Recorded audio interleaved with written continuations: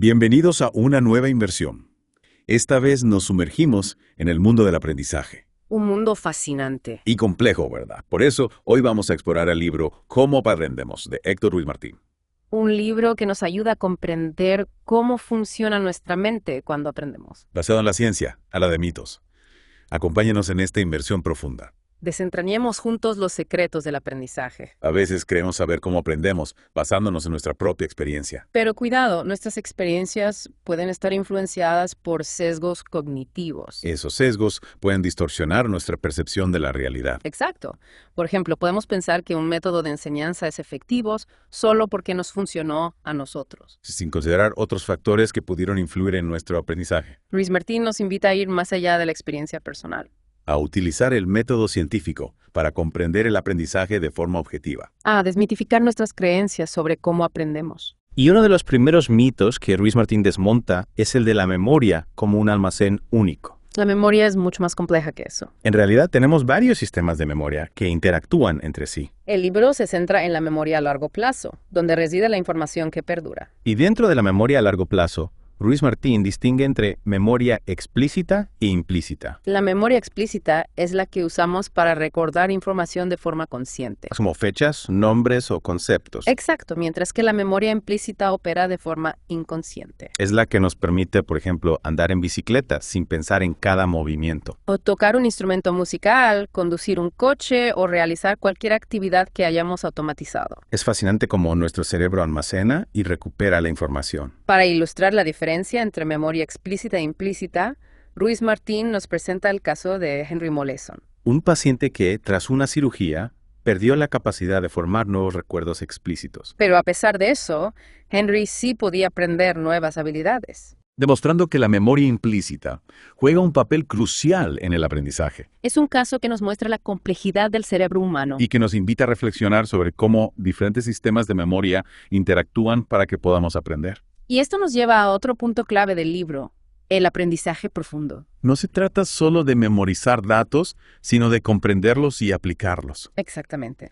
El aprendizaje profundo implica procesar la información a un nivel más complejo. Conectarla con nuestros conocimientos previos, darle significado y encontrarle aplicaciones en diferentes contextos. Ruiz Martín nos habla de la teoría de Craig y Lockhart, que explica cómo los niveles de procesamiento influyen en la memoria. Cuanto más profundamente procesamos la información, más probable es que la recordemos a largo plazo. Por eso es tan importante ir más allá de la simple repetición. Debemos esforzarnos por comprender el significado de lo que aprendemos. Y buscar conexiones con nuestra experiencia y nuestros conocimientos previos. ¿Y qué estrategias podemos usar para lograr un aprendizaje profundo? Ruiz Martín nos habla de la importancia de practicar la recuperación de la información. ¿Te refieres a intentar recordar la información sin mirar las notas? Exacto. A eso se le llama recuperación activa y es mucho más efectivo que simplemente releer la información una y otra vez. ¿Por qué es tan importante la recuperación activa? Porque al esforzarnos por recordar algo, estamos fortaleciendo las conexiones neuronales que almacenan esa información. Es como si hiciéramos ejercicio para el cerebro. Esa es una excelente analogía. Y no debemos olvidar la importancia de la repetición espaciada. Repetir la información a intervalos de tiempo. Exacto. Al espaciar las repeticiones, obligamos a nuestro cerebro a recuperar la información de la memoria a largo plazo. Y esto fortalece aún más las conexiones neuronales. Lo que facilita la retención a largo plazo. Entonces olvidar no es siempre algo malo. No, de hecho el olvido puede ser una oportunidad para reforzar el aprendizaje. Ruiz Martín nos explica que no hay que temerle al olvido. A veces simplemente tenemos dificultades para acceder a la información, pero no significa que haya desaparecido. Menos mal.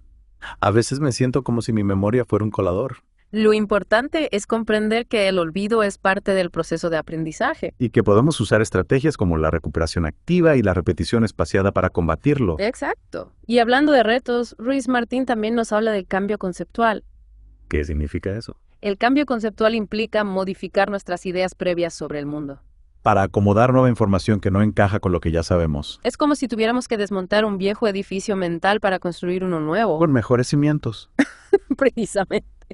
Y este proceso puede ser difícil, ya que a veces nos resistimos a cambiar nuestras ideas. Es cierto. Aferrarnos a nuestras creencias, aunque sean erróneas, nos da una sensación de seguridad. Pero para aprender de verdad debemos estar dispuestos a cuestionar lo que ya sabemos. Y a modificar nuestras ideas a la luz de la nueva información. Ruiz Martín nos advierte que el cambio conceptual requiere un esfuerzo consciente. No basta con escuchar la información correcta. Debemos confrontar nuestras ideas previas y comprender por qué son incorrectas. ¿Y cómo podemos facilitar el cambio conceptual? Creando un ambiente de aprendizaje donde las personas se sientan seguras para expresar sus ideas. Y para cometer errores. Exacto. El error no debe verse como un fracaso, sino como una oportunidad para aprender. Debemos fomentar la curiosidad, el debate y la búsqueda de respuestas. Esas son las claves para un aprendizaje significativo. Retomamos nuestra inmersión en cómo te aprendemos. En esta segunda parte nos adentramos en el mundo de la enseñanza efectiva. ¿Qué hace que una clase sea realmente efectiva? Buena pregunta. Todos queremos que nuestras clases sean dinámicas, inspiradoras, que los alumnos aprendan de verdad. Ruiz Martín nos ofrece un marco sólido para lograrlo. Von Marco, ¿a qué te refieres? Se basa en los principios de instrucción de Rosensheim. Rosenstein. No, esa es su instrucción directa. Sí, pero no te asustes. La instrucción directa, bien aplicada, puede ser muy útil. En serio, no se considera un método anticuado. Ruiz Martín nos explica que no, al menos no siempre, es especialmente útil al introducir conceptos nuevos. Ya veo, cuando los alumnos necesitan una guía clara. Exacto. Y uno de los principios clave es empezar la lección repasando lo que ya saben. Conectando la nueva información con sus conocimientos previos. Me gusta esa idea. Es como construir un puente entre lo conocido y lo desconocido. Exacto. Así la información nueva tiene sentido, se integra mejor. Otro principio importante es presentar la información poco a poco. Sin abrumar a los alumnos con demasiados datos nuevos de golpe. Es un error común, querer abarcar demasiado en una sola clase. Y al final los alumnos salen confusos. También es fundamental guiar la práctica. Asegurarse de que los alumnos han entendido las instrucciones. Y proporcionarles feedback durante el proceso. El feedback. Ya hablábamos de su importancia en la primera parte. Sin duda, un buen feedback puede marcar la diferencia. Ruiz Martín también habla de la importancia de terminar la lección con un repaso. Para consolidar la información. Como cerrar el círculo, asegurarse de que los alumnos se van con las ideas claras. Y hablando de feedback, Ruiz Martín le dedica un capítulo entero. Porque no todo el feedback es igual de efectivo. Exacto. Un buen feedback debe ser específico, constructivo, centrado en el proceso y oportuno. Debe decirles a los alumnos qué han hecho bien, qué pueden mejorar y cómo hacerlo. Y debe darse en el momento adecuado para que puedan utilizarlo. Para que puedan reflexionar sobre su aprendizaje y seguir avanzando. La evaluación también juega un papel importante en el aprendizaje. Claro, pero a veces la evaluación genera ansiedad, miedo. Es cierto, pero Ruiz Martín nos invita a repensarla, a verla como una oportunidad para aprender. Una oportunidad para aprender. ¿Cómo es eso? Distingue entre la evaluación sumativa y la formativa. ¿Cuál es la diferencia? La sumativa es la que se hace al final para poner una nota. Ya, la típica prueba final. La formativa, en cambio, se hace durante el proceso. A ver cómo están aprendiendo los alumnos. Y ajustar la enseñanza a sus necesidades. Es como una brújula que nos guía, nos dice si vamos por buen camino. La evaluación formativa puede hacerse de muchas maneras. Observando a los alumnos, haciendo preguntas en clase, revisando sus trabajos. Incluso a través de autoevaluaciones. La clave es obtener información sobre su aprendizaje. Para ayudarles a mejorar. Y hablando de mitos, ¿qué nos puedes contar sobre los neuromitos en educación? Son creencias erróneas sobre el cerebro y el aprendizaje. Que a pesar de no tener base científica, se han popularizado. Uno de los más comunes es el de los estilos de aprendizaje. Ah, sí, eso de que algunos aprenden mejor viendo, otros escuchando, otros moviéndose. Exacto. Esa idea, aunque intuitiva, no tiene fundamento. Todos aprendemos a través de una combinación de sentidos. Y la forma más efectiva de aprender es procesando la información activamente. Ya veo. No se trata de cómo se presenta la información, sino de cómo se procesa. Otro neuromito es el de la estimulación temprana. La idea de que hay que sobreestimular a los bebés para que desarrollen su cerebro. Exacto. La privación sensorial extrema puede ser perjudicial. Pero la sobreestimulación no tiene beneficios adicionales, Lo importante es un ambiente rico y afectuoso. donde los niños puedan explorar, jugar, interactuar. Y por último está el neuromito de la dominancia hemisférica. Eso de que somos de cerebro izquierdo o cerebro derecho. Esa misma. La ciencia ha demostrado que no es cierto. Ambos hemisferios trabajan juntos en todas las tareas. El cerebro es un órgano complejo e interconectado. Me alegra que Ruiz Martín desmonte estos neuromitos. Porque a veces esas ideas, aunque bien intencionadas, pueden llevar a prácticas ineficaces. La neurociencia nos ofrece un conocimiento fascinante. Pero es importante interpretarlo con rigor. Evitar caer en simplificaciones. Cómo aprendemos también profundiza en otros temas importantes. ¿Cómo cuáles? El papel de las emociones en el aprendizaje. Las emociones influyen mucho en nuestra capacidad de aprender. Por eso es importante crear un clima de confianza en el aula. Donde los alumnos se sientan seguros para expresar sus emociones. Y aprendan a gestionarlas.